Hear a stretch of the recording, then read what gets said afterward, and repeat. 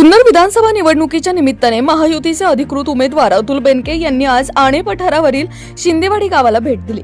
दुपारची वेळ असूनही शिंदेवाडी गावातील ग्रामस्थ व महिला भगिनींचा अतुल बेनके यांच्या प्रचार दौऱ्याला उत्स्फूर्त प्रतिसाद लाभला। महिलांनी औक्षण करून तर ग्रामस्थांनी ढोल ताशांच्या गजरात आमदार अतुल बेनके यांचे स्वागत केले। आतापर्यंत वल्लभशेठ बेनके साहेबांच्या माध्यमातून या भागात शक्य तितके पाण्याचे प्रश्न सोडवण्याचा प्रयत्न केला। इथून पुढच्या काळात आपल्या आशीर्वादाने पठार भागावरील पाण्याचे प्रश्न हे पूर्णपणे सोडवू असे आश्वासन आमदार अतुल बेनके यांनी उपस्थित ग्रामस्थांना दिले। आमच्या शिंदेवाडी गावच्या विकास कामांमध्ये वल्लभशेठ बेनके आणि आता आमदार अतुल बेनके यांनी जे योगदान दिले ते आम्ही कधीही विसरणार नाही। येत्या निवडणुकीत गाव एकजुटीने अतुल बेनके यांच्या पाठीमागे उभे राहील असा शब्द ग्रामस्थांनी आपल्या मनोगतात दिला। आमचे प्रतिनिधी लक्ष्मण दातखिळे यांनी घेतलेला हा आढावा पाहूया।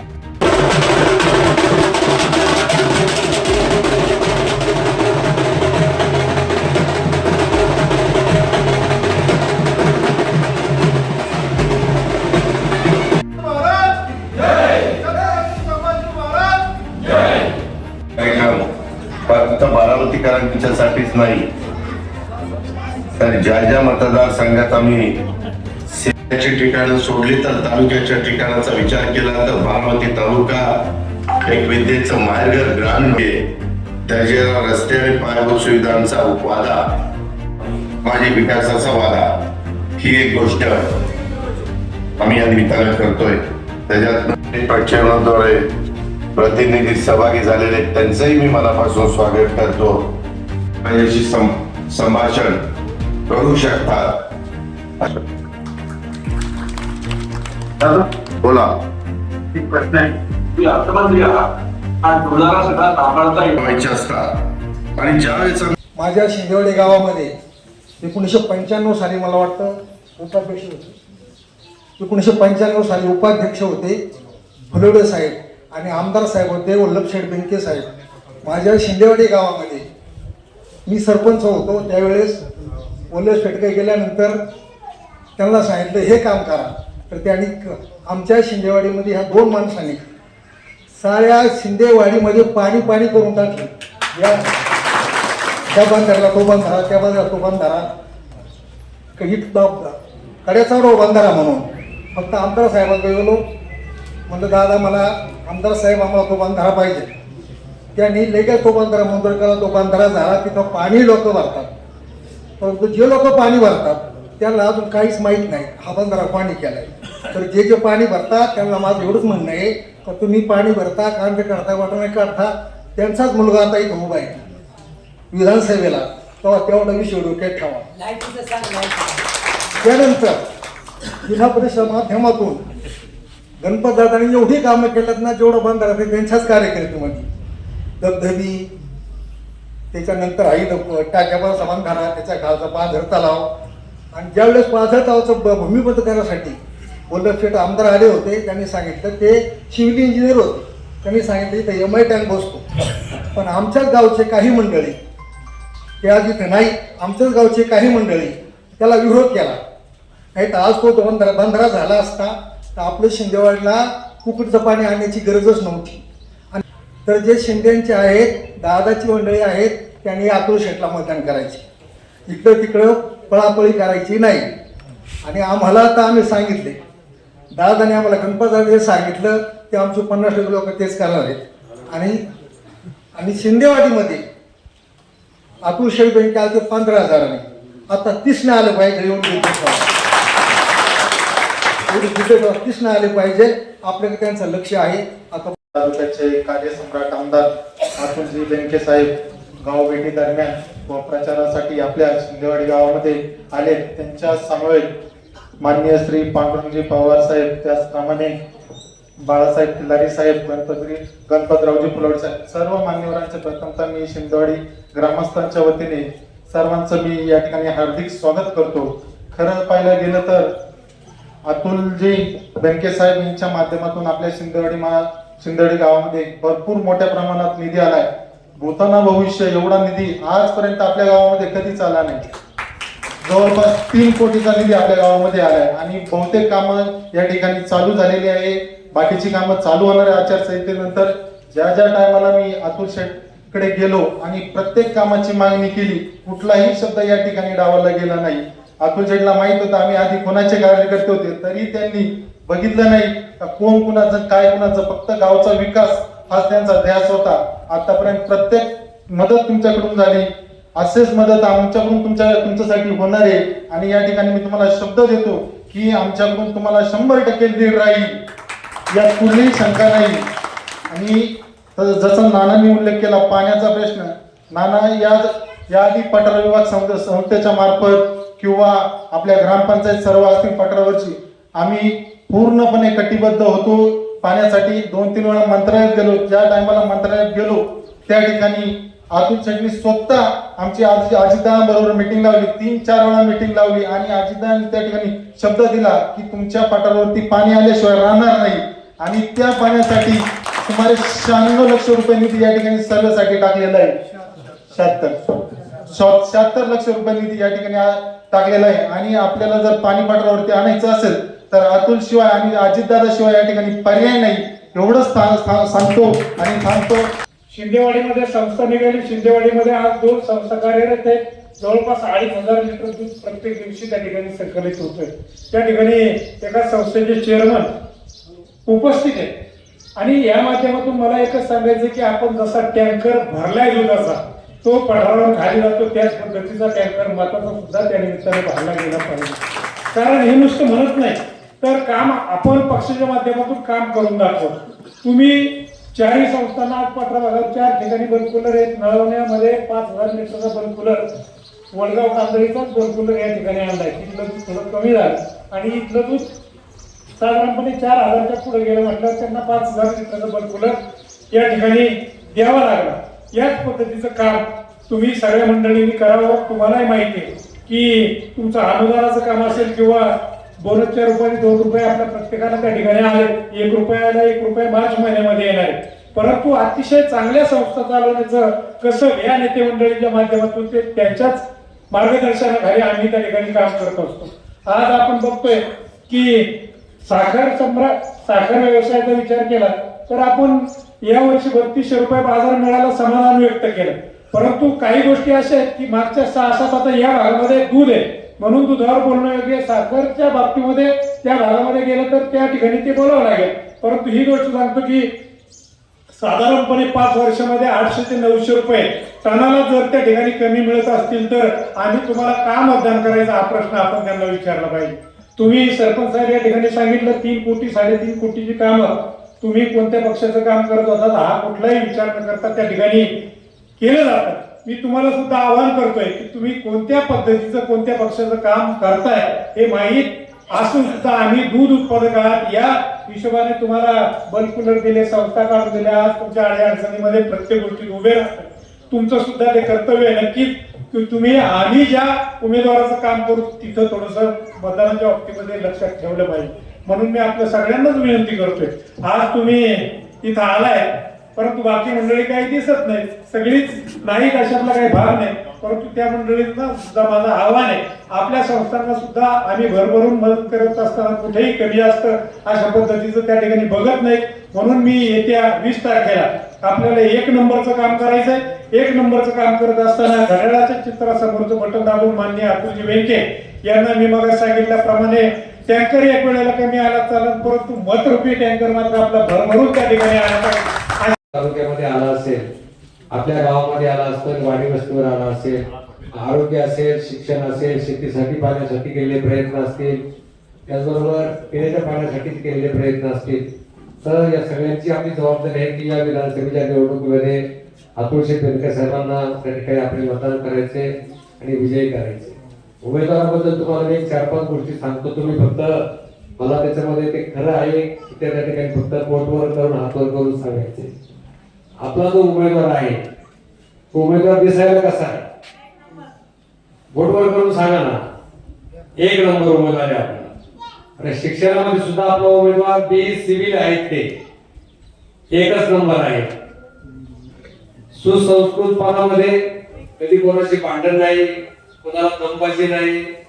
सुसंस्कृतपणामध्ये सुद्धा 1च नंबर. चारित्र्यामध्ये सुद्धा सर 1च नंबर. लोकप्रियतेमध्ये सुद्धा एकच नंबर. आमच्या सगळ्या भगिनींचा लाडका भाऊ म्हणून सुद्धा एकच नंबर.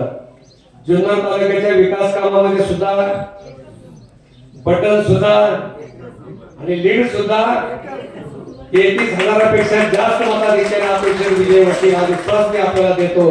आणि पुन्हा एकदा 20 तारखेला घड्याळाच्या पुढचं बटन दाबून अतुल शेठला प्रचंड मताने विजय करावा असं शिंदेवाडीकरांना आवाहन करून 25 लाख टाकले, लोकांना भरोसा वाटत नाही. मग मागच्या वर्षी झालं नाही, मग पुढच्या त्याच्या अगोदरच्या वर्षी जात नाही. त्यावेळेस पैसाच नव्हता. त्यावेळेस पैसाच नव्हता. पैसे आणायचे कुठून? ज्यावेळेस युती सरकारमध्ये अजित पवारांनी जाण्याचा निर्णय घेतला, ते अर्थमंत्री झाले आणि पैशाचा पाऊस पडला. त्यातले 25 लाख रुपये त्यांनी आपल्या बंदरासाठी टाकले. त्याचं काम सुरू होणार. बतावलं नाही किंवा खोटं बोलायचं नाही. आले लक्ष्मण पाटलाचा सुद्धा बंधारा फुटलाय, केटीवर फुटलाय बरं का. अतिशय महत्वाचं त्याच्यावर एक लक्ष्मण पाटलांचं आहे, केटीवर आहे. त्याला खोल बंधारा म्हणतात, कोण केटीवर म्हणतंय. लक्ष्मण पाटील मत बरोबर होत्या. अतुल शेठ त्याच्यासाठी वेगळा फंड आणायची गरज नाही. त्यांच्या स्वतःच्या आमदार फंडातून पैसे एका मिनिटात टाकतील आणि तो सुद्धा बंधारा पूर्ण करतील, दुरुस्त करतील. अशा प्रकारची मी या ठिकाणी आपल्याला शब्द देतो. अतुल शेठ यांना का मतदान करायचं? ते तयार झालेला माणूस, प्रशासनामध्ये राजकीय अभ्यास त्यांचा झालेला आहे, त्यांना अनुभव आलेला आहे. आणि अशा अनुभवी माणसाला ज्यांनी अनेक कामं केली त्याला पुन्हा कामाला लावायचंय, यासाठी आपण त्यांना पुन्हा मतदान करण्याचा प्रयत्न करायचा. अजितदादा पाटील म्हणजे अतिशय कणखरपणे त्यांच्या पाठीशी. अजित आहे तर जीत आहे. अजितदादा हे शब्दाचा पक्का वार. त्यांनी घेतलेला निर्णय, त्यांनी ठरवलेलं काम हे कधी बागडत नाही, कधी बंद पडत नाही. ते काम पुढापास जातं, यशस्वी होतं. अशा प्रकारचा अनुभव आहे. पवार साहेबांनी त्यांच्याबरोबर अनेक प्रकारची त्यांना दूषणं लावली. त्यांच्या कोणाचा त्यांच्या घरातलं ते भांडण आहे. तर साहेबाचं वय झाले. साहेब 38व्या वर्षी महाराष्ट्राचा मुख्यमंत्री झाला होता. तर त्यांनी सुद्धा पक्ष फोडला होता. जनता दल, सेकाप, त्या काळातलं जनसंघ यांना सगळ्यांना एकत्र केलं आणि साहेब मुख्यमंत्री झाले. साहेब झाले मुख्यमंत्री. त्यांनी चांगला निर्णय घेतला, पुनर्स्थापन केली आणि त्यांनी विकासाला गती दिली. त्या काळामध्ये विजेचे बिल हसमावर झाले. 40,000 लिटर एवढ्या क्षमतेचा शांतता होता. ते वाढून जवळपास 1 लाख ते 1.5 लाख पाणी क्षमतेचा टँकर आम्ही पाडतो. काही लोकांनी अजून केलं तर त्यांनी त्यांच्या संस्थेच्या मार्फत आम्ही आमच्या स्वतःच्या खिशातून खर्च करून तुमच्याप्रती काम केलं. प्रामाणिकपणे 5 वर्ष ही सेवा करत राहिले आणि पुढे ही सेवा ही अशाच पद्धतीने सर्वसामान्य कुटुंबापर्यंत न्याय पोहोचण्याचं काम हे आम्ही निश्चित प्रकारे करणार. पाण्याच्या बंदराबाबतीत आपण जो उल्लेख केला त्याचे पैसे सुद्धा मंजूर आहेत. त्याला खूप अडचणीला तांत्रिक बाबी आम्हाला सामोरं जावं लागलं, पण त्या अडचणी सगळ्या दूर केल्या आणि शासनाचे पैसे दारांच्या माध्यमातून ते बंधाऱ्यासाठी आम्ही मंजूर केलेच आहे. या उन्हाळ्यापर्यंत त्या बंधाऱ्याचं काम होईल आणि पुढचा सीझन आपला कदापिही वाया जाणार नाही. आणि निश्चित प्रकारे हा शब्द तुम्हाला सर्वांना मी आपल्या सगळ्यांच्या साक्षीने देतो. आपण सर्वांनी मला बहुमताने विजय करावं एवढी मी आपल्याला विनंती करतो. आता आपली जी दादा अजितदादा जे आपल्याला साथ होते तर आपल्या राज्यात जेवढे राष्ट्रवादी काँग्रेस पक्षाचे उमेदवार हे सगळे ऑनलाईन होते आणि ज्याने त्यांनी त्याच्या मतदारसंघातले जे काही जाहीरनामा आहे ते जाहीरनाम्यातून त्यांचं पब्लिश केलं की आम्ही महाराष्ट्राला आणि प्रत्येक मतदारसंघात काय करतो.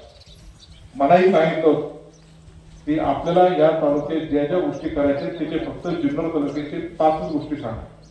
म्हणून आजची ही प्रेस कॉन्फरन्स अनेक पाठवणार शिंदेवाडी गावात होती. की तुम्हाला आनंद आहे, कारण मी सांगतो महाराष्ट्राच्या राष्ट्रवादी काँग्रेस पक्षाच्या अजितदादाच्या जाहीरनाम्यात जुन्नर तालुक्याचे जे 5 गोष्टी आहेत ते जाहीरनाम्यातली एक गोष्ट अशी आहे की कुकडी प्रकल्पाचं पाणी आम्ही अनेक पठारावर नेणारच.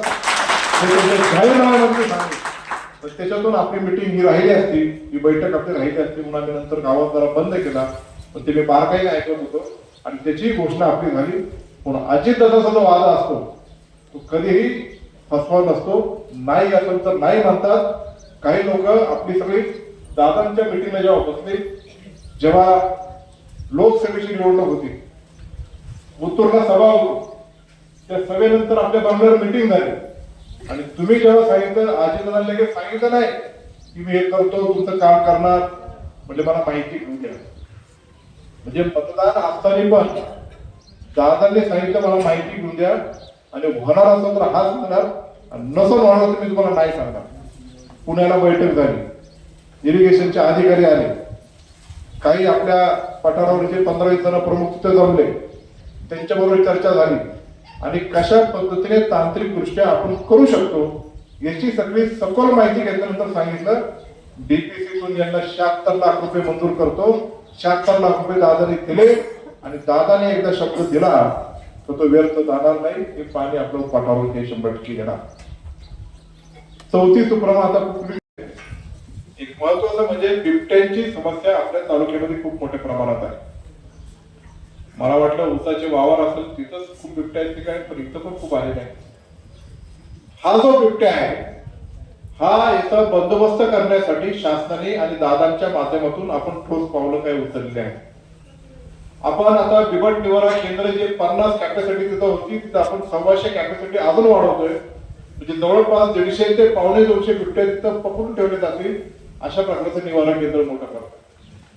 जिथे जिथे हॉटस्पॉट आहेत आणि बिबट्यांची संख्या अत्यंत दाट आहे असे सरसकट तिथले बिबट्या पकडणे आणि पकडलेले बिबट्या ट्रान्सलोकेट करणे म्हणजे कुठेतरी दुसरीकडे स्थलांतरित करणे असं CZA म्हणजे सेंट्रल झू ऑथॉरिटी म्हणजे आपल्या भारताचं प्राण्यांच्या बाबतीचं एक ऑफिस केंद्र सरकारचे इथं आहे CZAचं. त्यातून आपण परमिशन घेतोय आणि इतर प्राणी संग्रहालय, इतर जंगल, इतर निवारा केंद्र असतील तिथे आहे. आणि भविष्यात बिबट्यांची संख्या वाढू नये याच्याकरता बिबट्यांची नसबंदी करण्यासाठी केंद्राकडे आपण प्रस्ताव यापूर्वी पाठवला होता. पण काही कारणास्तव त्यांनी ती मान्यता दिली नाही. पण संख्या दाट झाली आणि मनुष्यावर खूप मोठ्या प्रमाणात हल्ला होतोय म्हणून त्याच्याकरता या बिबट्यांची नसबंदी करण्यासाठी खूप आता चांगलं प्रपोजल तिथे पाठवलं की जेणेकरून बिबट्याचा बंदोबस्त भविष्यात आपण केल्याशिवाय तर राहणार नाही. दिवसा वीज पाहिजे, पूर्ण क्षमतेने पाहिजे. आण्याला आपण सबस्टेशन नवीन मोठं उभं केले. गुडोलवाडीच्या परिसरामध्ये काही शेतकऱ्यांनी अडवला अशी सगळीकडे चर्चा होतो. पण त्या शेतकऱ्याचं मत होतं की माझ्या शेताच्या कडकडून नाही. आता त्याच्यासाठी पण जे अधिकचे पोल लागतात ते मंजूर केले. तिचं काम आता आपण चालू केलंय. येत्या काही दिवसामध्ये ते कनेक्शन एकदा झालं का आण्याचं सबस्टेशन हे पूर्ण कार्यक्षमतेने तिथं उभं राहील आणि विजेचा तुटवडा आणि पठार आणि परिसरामध्ये तो पुढे जाणवणार नाही. सबस्टेशन हे आपणच केलंय पण त्याच्या अडचणीवर मात देऊन ते पुन्हा एकदा विजेचे कनेक्शन किंवा वीज पूर्ण क्षमतेने आपल्याला देण्यासाठी आपण कार्य करतो. हा तालुका बिबट्यांमुळं आपत्तीग्रस्त म्हणून ऑलरेडी जाहीर झालेला आहे. या तालुक्यात सगळ्या शेतकऱ्याला दिवसा वीज मिळण्यासाठी अजितदादांनी ठोस पाऊल उचललेलं आहे. आपल्या तालुक्यात काही 10 गावांमध्ये सौर ऊर्जा प्रकल्प निर्माण करण्याचं काम हे आपण हाती घेतलेलं आहे. ज्या गावाला जेवढी शेती पंपासाठी वीज लागेल, घरगुती वीज लागेल, स्ट्रीट लाईटला वीज लागेल, पाणी पुरवठा करणारी वीज लागेल, ती त्या सौर ऊर्जा प्रकल्पातून तिथल्या गावाची तिथलीच जे काही क्षमता असेल ती पुरवली जाईल. सगळ्या मोटारी दिवसा एका दमात चालतील अशा क्षमतेचा अशा ताकदीचा सौर ऊर्जा प्रकल्प आपण काही गावांनी उभा करतो. आपण जेव्हा निम्म्या गावांमध्ये सौर ऊर्जा प्रकल्प आपण उभा करू तेव्हा इतर एमएससीबीची डिस्ट्रीब्युशन आहे त्याच्यासाठी पण लोड चांगल्या पद्धतीने डिस्ट्रीब्यूट होईल आणि दिवसा वीज देण्याचं काम हे आपण हाती घेतलं त्याचं काम असं चालू आहे. अजितदादांनी सांगितलंय जोपर्यंत दिवसा शेतकऱ्याला वीज देत नाही तोपर्यंत 1 रुपयाचं बिल शेतकऱ्यांकडून घेणार नाही. हे अजितदादांनी आपल्याला सांगितलं म्हणून आपण त्यातून आपण पुढे जातो. या गावात जी आपली गायरान जमिनी आता ते सरकारच्या नावावर झाली. या गावातले आपले भिल समाजाचे काही लोक पूर्वीपासून तिथं राहत आहेत. अतिक्रमणाची कारवाई व्हावी म्हणून त्यांना नोटीस आलेली आहे. गेल्या 25-30 वर्षापासून तुम्ही सर्वजण राहतात याची मला कल्पना आहे. पण मी तुम्हाला आवर्जून सांगतो, या तालुक्यामध्ये गायरानामधले जे असे पूर्वीपासूनचे अतिक्रमण झाले तर राहते घर असतील ते कुठल्याच बाबतीत काढले जाणार नाही. आणि जिथं जिथं अशी परिस्थिती आहे, आता तर नाहीतर आपण सांगितलं की ते परत वाढत, त्याचं जिओ टॅगिंग आपण केलेलं आहे आणि पुढच्या मागच्या किती वर्षांपासून ते राहतात याची माहिती पण सरकारकडे आहे. तर तुम्ही पूर्वीपासून राहतात, तुमच्या घराला अजिबात तो हात लागला जाणार नाही. माझ्या मुस्लिम समाजाच्या दफनभूमीसाठी कंपाऊंड वॉल पाहिजे असं मागणी होती. ठीक आहे, आता भरपूर कामं करत असताना एखादं काम मागं राहिलं असेल, पण निवडून आल्यानंतर शिंदेवाडीत पहिलं काम काय करेल ते मुस्लिम समाजाच्या दफनभूमीचं कंपाऊंड वॉल हे पहिलं काम या गावात केलं जाईल. या गावावर जेव्हा जेव्हा संकट आली पठारावर, तेव्हा माणुसकीच्या नात्याने मदत केली. मी जवळपास या पठारावर कितीतरी वेळा चारा पाठवला. स्पेशली या गावासाठी 1 लाख रुपये स्वतःच्या खिशातले खर्च करून चारा पाठवला.